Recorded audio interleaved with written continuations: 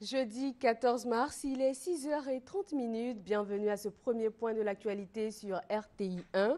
Habemus Papam, les deux mots à la une de l'actualité de ce jeudi. Premier jésuite, premier François et premier pape américain latino. Le suspense a pris fin hier soir. L'Argentin Bergoglio est désormais le pape François Ier.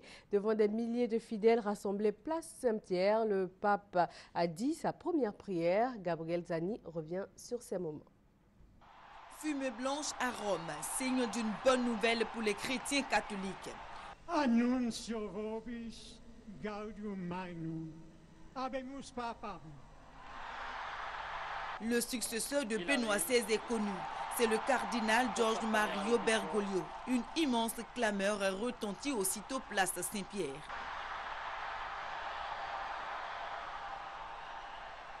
Âgé de 77 ans, George Mario Bergoglio a choisi le nom de François Ier.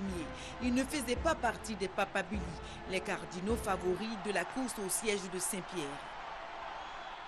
Fratelli e sorelle, buonasera. Frères et sœurs, bonsoir.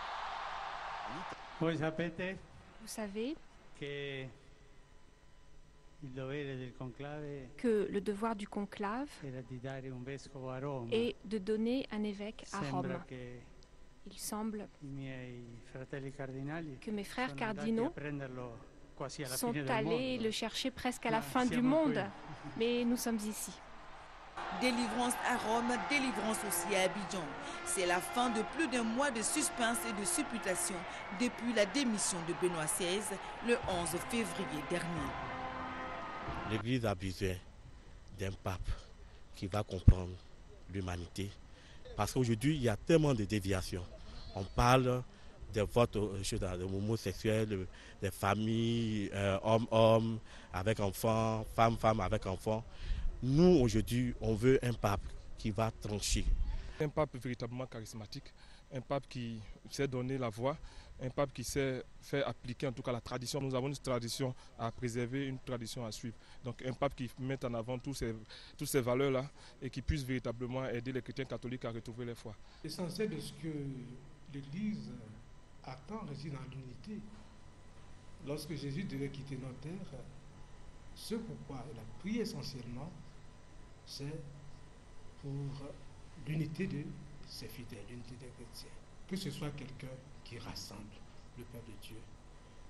François Ier est le 266e pape de l'histoire. Il est argentin. Il hérite d'une église confrontée à de grandes tensions, scandales de pédophilie et de corruption, mauvaise gouvernance et intrigues à la curie, rapports tendus avec l'islam rigoriste. Des réformes sont attendues pour éviter la barque de Saint-Pierre, l'église catholique de chavirer. Le président de la République libanaise, Michel Sleiman, est attendu aujourd'hui à Abidjan et c'est sur invitation de son homologue ivoirien. Cette visite vient renforcer les relations diplomatiques entre les deux pays. 52 ans de relations donc entre la Côte d'Ivoire et le Liban. La visite du président libanais Michel Sleiman est en vue de confirmer cette relation. 80 000 Libanais vivent sur le sol ivoirien. Ils sont bien intégrés autant sur le plan économique que social. Le commentaire de Adama Kone. Avec environ 100 000 ressortissants, la communauté libanaise en Côte d'Ivoire est la plus importante sur le continent africain. C'est dire que la coopération diplomatique établie le 4 octobre 1961 entre le Liban et la Côte d'Ivoire a porté ses fruits rien qu'en observant le mouvement migratoire entre les deux pays.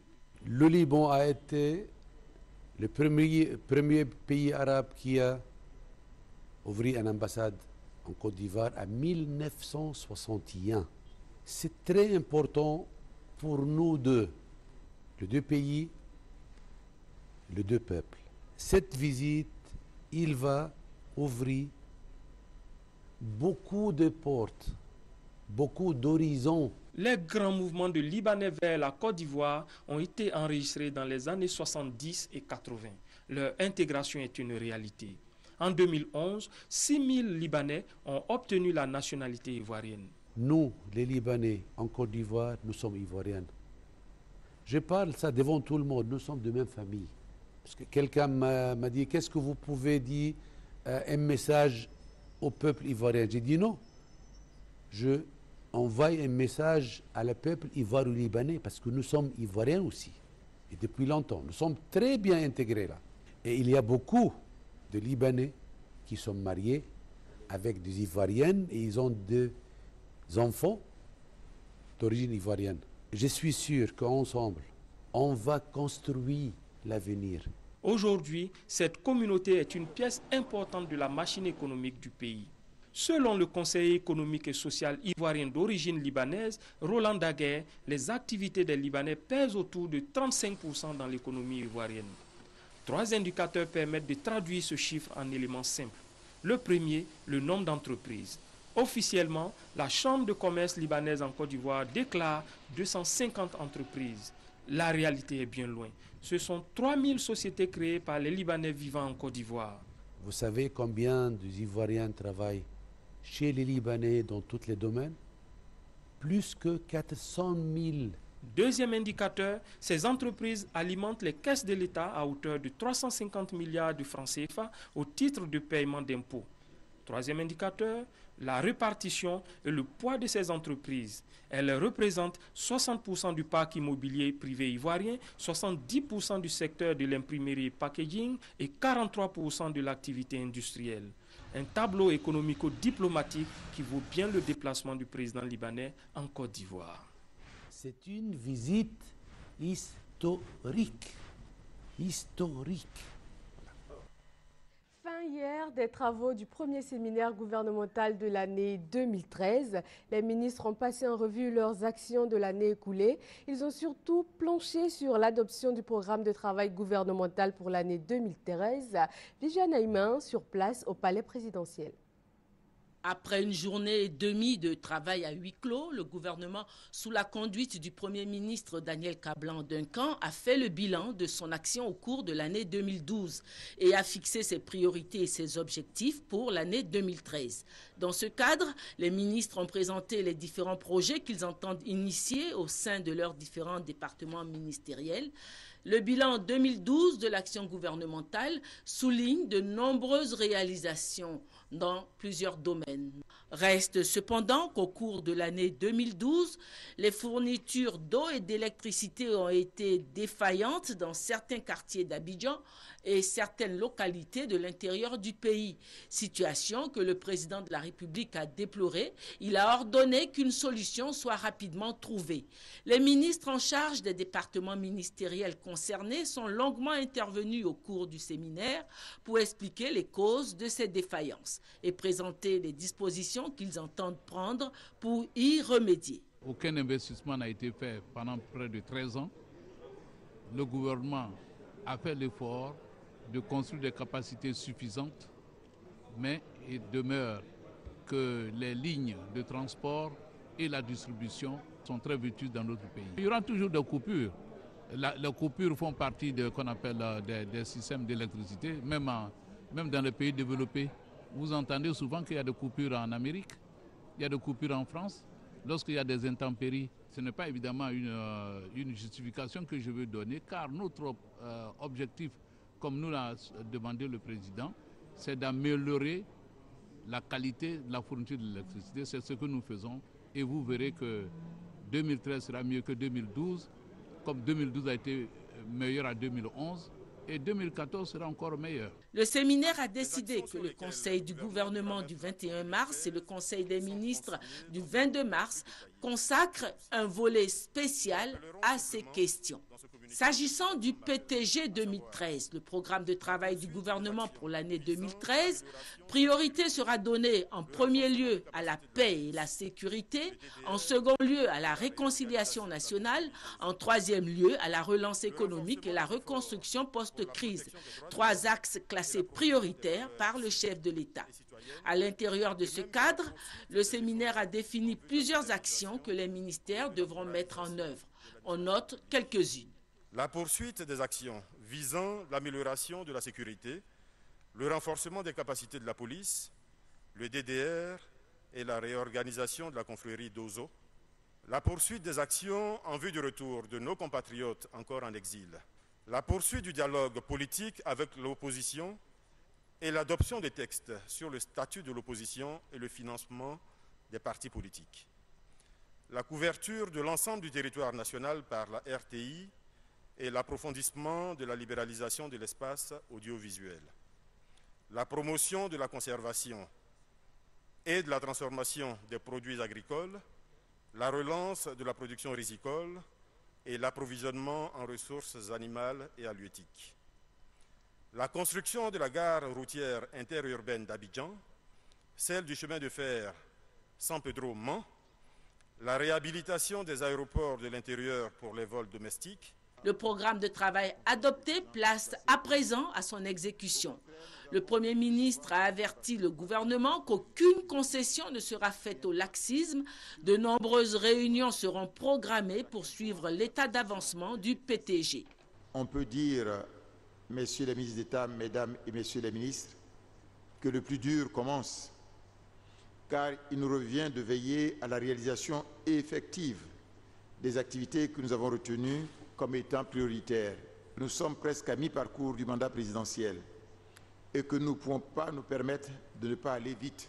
La tâche est ardue, mais il nous faut avancer et faire chaque jour un peu plus. Nous avons une très bonne raison de nous surpasser dans l'effort et de nous imposer des sacrifices afin de réaliser notre programme. Cette raison, vous le savez, c'est l'amour pour la Côte d'Ivoire et le peuple de ce pays. Nous n'avons pas le droit de décevoir nos compatriotes et de décevoir la confiance que le président a placée en nous. Le président de la République a tout d'abord félicité son gouvernement pour le travail réalisé au cours de l'année 2012. Il a insisté à son tour sur les objectifs à atteindre. 2013 doit être l'année de matérialisation des projets que nous avons classés prioritaires, a dit le président de la République à ses ministres. Le bilan satisfaisant du programme d'action de l'année 2012 est le signe de la volonté du gouvernement d'œuvrer au développement socio-économique de notre pays et à l'amélioration des conditions de vie de nos concitoyens. Je voudrais donc adresser mes vives félicitations à chacune et à chacun des ministres. Je félicite tout particulièrement Monsieur le Premier ministre Daniel Kablan-Duncan, chef du gouvernement, pour le travail remarquable accompli au cours de ces derniers mois. L'adoption de ce programme de travail gouvernemental 2013 est une étape importante que je salue à sa juste valeur. Je sais que vous aurez tous à cœur de continuer vos efforts en vue d'accélérer sa mise en œuvre. L'année 2013 doit être l'année de la matérialisation des projets que nous avons identifiés ensemble comme prioritaires et pour lesquels nous avons pris des engagements vis-à-vis de nos compatriotes. Je sais pouvoir compter sur chacune et chacun de vous. Et je vous réitère ma confiance pour mener à bien ce projet ambitieux. La clôture des travaux a été marquée par un déjeuner qui a réuni le président de la République et son gouvernement.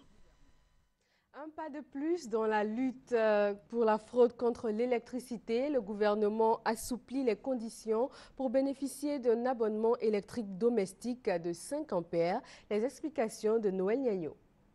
Fini la fraude sur l'électricité. Les fraudeurs représentent 32% des abonnés au tarif domestique de 5 ampères, soit 21% de tous les abonnés de Côte d'Ivoire. Il a été décidé de leur basculement au tarif domestique général 5 ampères et pour cause. Leur consommation moyenne par bimestre se situe aujourd'hui à 358 kWh. Ces abonnés répartis sur l'ensemble du territoire bénéficient injustement d'un tarif social institué et subventionné par l'État au profit des couches sociales et économiquement faibles. Cette situation constitue à la fois un manque d'équité à l'ensemble des abonnés et une perte de ressources pour les investissements nécessaires à l'amélioration de la qualité et donc de fourniture de la clientèle. Il est bon de savoir que le tarif domestique modéré n'est pas supprimé. Il demeure en vigueur pour les couches sociales et économiquement faibles et dont la consommation est inférieure ou égale à 200 kWh tous les 2 mois. Haute précision, ce basculement ne nécessite aucune formalité particulière. Les abonnés basculés sont invités à changer leur disjoncteur ou compléter l'avance sur consommation à la compagnie ivoirienne d'électricité. Cette lutte contre la fraude sur l'électricité devrait permettre d'améliorer la fourniture en électricité dans les ménages. Un mot d'économie pour terminer. Les experts du FMI, de la BAD et de la Banque mondiale sont à Abidjan depuis hier mercredi. Ils travaillent à l'évaluation du programme économique et financier de la Côte d'Ivoire en 2012 et à la recherche de nouveaux appuis budgétaires pour 2013. Lancement de la revue de ce programme avec Jean-Jacques Kwame. C'est la ministre ayant en charge à l'économie, Kaba Nialé, qui a donné le top départ de la mission conjointe Fonds monétaire international, Banque mondiale et Banque africaine de développement en Côte d'Ivoire. Durant les 2 semaines, il s'agit pour les experts de passer au scanner le programme économique et financier de l'année 2012, un programme dont l'exécution a permis à l'État de Côte d'Ivoire d'obtenir un taux de croissance de 8,6. La mission va à la fois procéder à la revue 2012 et regarder les perspectives 2013. Je voudrais saisir donc l'occasion de cette réunion pour dire tout mon intérêt pour la poursuite de la bonne exécution du programme économique avec nos partenaires au développement.